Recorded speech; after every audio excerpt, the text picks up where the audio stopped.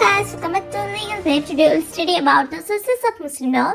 So lastly, we discussed about the origin and introduction of Muslim law. Before watching this video, kindly watch the last video because that is the introduction part, and if you don't gonna watch that video, then you will face difficulties in this video. So without wasting any time, let's begin.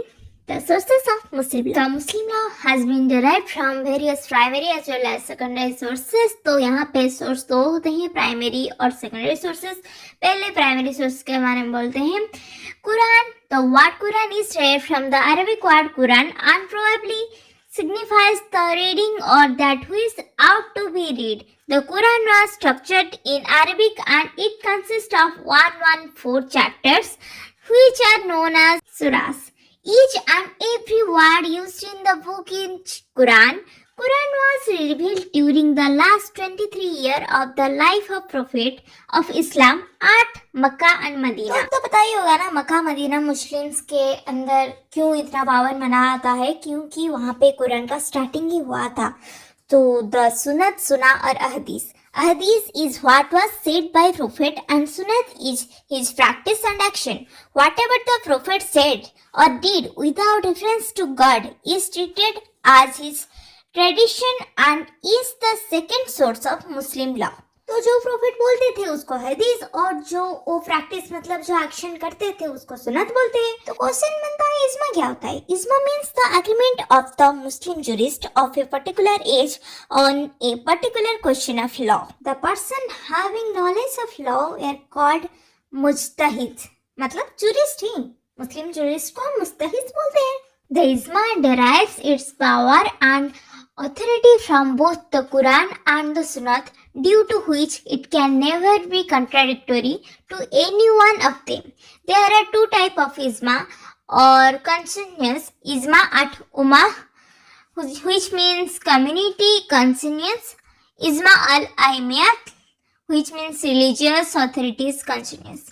So मैं मुस्लिम तो नहीं हूँ, तो इसलिए मेरा थोड़ा उर्दू ठीक नहीं है, तो थोड़ा समझ लेना. तो पता चल गया इज्मा टू टाइप के होते हैं. तो चलो अब कियास के बारे में पढ़ते हैं. Qiyas is the fourth primary source of Islamic law.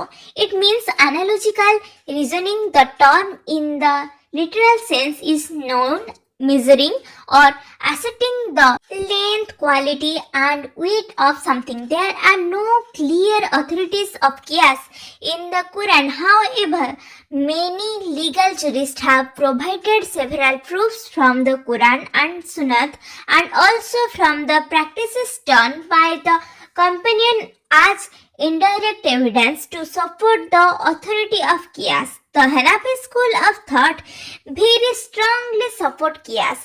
As Abu Hanifa quoted, the knowledge of our is an opinion.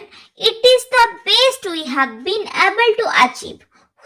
One can arrive at different conclusion, is entitled to his own opinion as we are entitled to our own. In primary source, the Sunnat. Sunnat is also a hadith or sunnah.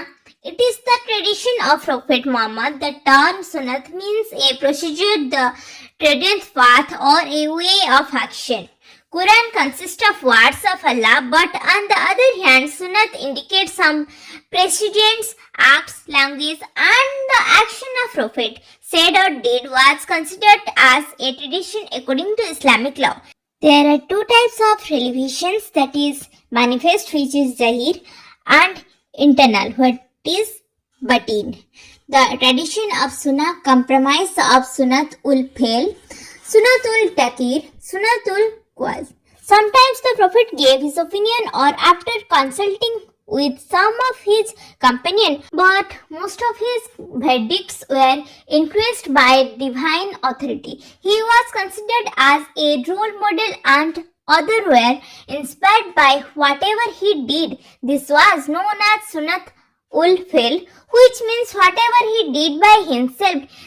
There were many instances when in his presence people did some act which were in accordance with the Quran. The act of the people which he allowed without openly expressing his consent, though words were known as Sunnat ul Takir. All the enjoined words, the percept of the prophet were known as sunnat ul कुल। So ओवरऑली तो primary source जो मुस्लिम law में है ये सारे मतलब उनके traditions के बारे में बात करता है, मतलब कुरान कोई क्या कैसे पढ़ रहा है, उसका मतलब एक्शंस कैसे हैं। ओवरऑली मुझे यही समझ में आया। तो let's get into the secondary source, which consists of judicial decision, custom, legislation. Judicial decision. Our Indian judiciary at several instances interpreted Muslim law in several cases. All these interpretation is generally relied upon primary sources. Legislation, opinion of jurists and courts have settled many important legal anomalies using judicial interpretation. Custom. Custom are basically practices that people follow continuously for a long period of time. In fact, it followed for so long that it obtained the status of law in some cases. In Muslim law, there are various customs which regulate the practice of people. In legislation, Muslim law in India is not codified, but the parliament has made some law to regulate Islamic practices. For example, the Muslim Personal Law Shariat Application Act 1939. This act deals with the marriage, succession, inheritance and charities among Muslims. So now the question is, who is a Muslim? The term Muslim means submission. A Muslim is a person who follows Islam. Muslim law applies to a born Muslim or a person who is a convert Muslim. Muslim law even applies to certain other categories of people such as the Khojas, Halai Memo, Sunni Bohra of Gujarat, Dawoodi and Suleimani Bohras, and to Malagami Bohras Jirasis. In Azim Bibi versus Munshi Salamnath 1912, 17 CWN 1-1, it was observed that a child born out of a Muslim couple would be Muslim even if he by choice goes to a Hindu temple. The person would be a Muslim till the time he doesn't renounce his religion and convert to another religion. In Bhaiya Sir Babadur versus Bhaiya Ganga Beg Singh, it was held that if a Muslim woman has a child from a Hindu man, but the child from the time he was born was brought up as a Hindu, then in this case he would be called as Hindu. So when it talks about conversion, the right to convert is given under Article 25 of the Constitution of India, which guarantees every citizen of India freedom to practice, profess and propagate one's religion. There are many instances in which a Hindu man who intended to get married for a second time, which is prohibited under their set of family law, prosperously converted to a Muslim to misuse it and escape from the punishment given under Section 494 Bigamy of Indian Penal Code 1860. The Supreme Court in Sarla Mughal versus Union of India and Lily Thomas versus Union of India has held that if a Hindu married man convert his religion to Muslim just because of reason as to marry a second time, then it will be void and he will be punished under Section 494 of IPC for committing bigamy. Under Muslim law, if a married man renounces his religion, then in that case his marriage ended immediately, but this is not the case for Muslim women who convert.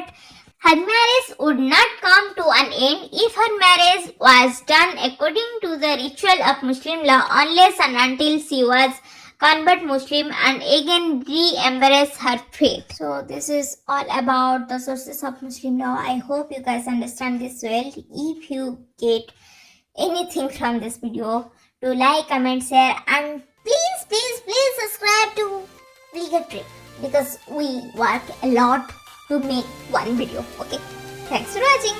Do like, comment, share and subscribe to Legal Trick. 2 बार बोल दिया, अब करना पड़ेगा. Bye.